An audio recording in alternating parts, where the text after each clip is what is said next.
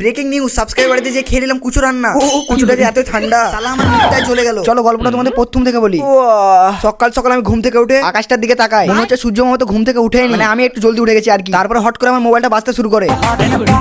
Hello, কে? হ্যাঁ আমি তোমার সাবস্ক্রাইবার। হ্যাঁ বলুন। বলছি যে বাড়িতে একটু কাজ আছে, একটু আসো না। ঠিক আছে, আপনি দাঁড়ান 1 ঘন্টা, আমি 5 মিনিটে আসছি। তাই আর কি হালকা করে মেকআপ করে মেয়েদের মতো গালটা একটু ছুঁয়ে দিলাম। আমাকে একটু বেশি হট লাগছে তাই না? তাই নিজের ভাঙাচুরা মুখটাকে নিয়ে গাড়িটাতে চাবি ভরতে গাড়িটা আমাকে থেকে ক্রাশ খেয়ে গেল।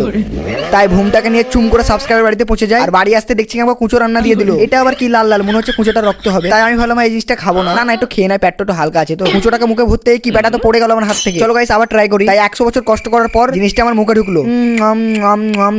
আল্লাহ গো বাপরে গরম, মনে হচ্ছে যে সালার কুচোটাকে চায়না থেকে নিয়েছে তাই এত গরম। সালার কুচোটাকে এত ঘুম চলে এলো, এর মধ্যে অজ্ঞান হয়ে ঘুমিয়ে গেলাম। তারপর এখানকার কাকার হাসি দেখে আমি লজ্জাতে আমি চাকে দেখতে চলে এলাম ছাদের উপরে। কাকা বললো কি চলো আমার স্টুডিও দেখাবো। তাই আমরা চলে এলাম দেখতে। আবে এইটা স্টুডিও?